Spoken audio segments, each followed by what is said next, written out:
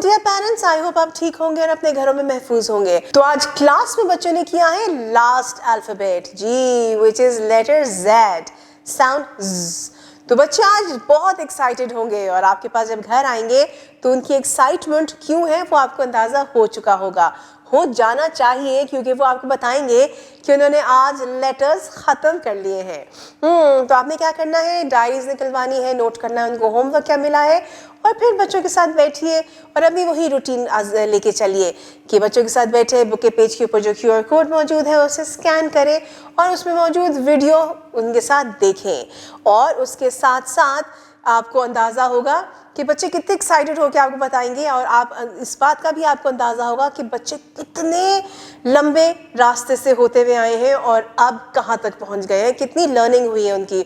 फिर इसके साथ साथ आपने सिर्फ वीडियो पे फोकस नहीं करना, बल्कि बुक के पेज के ऊपर जो स्टेम एक्टिविटीज़ हैं वो भी आपने बच्चों के साथ लाजमी करनी है।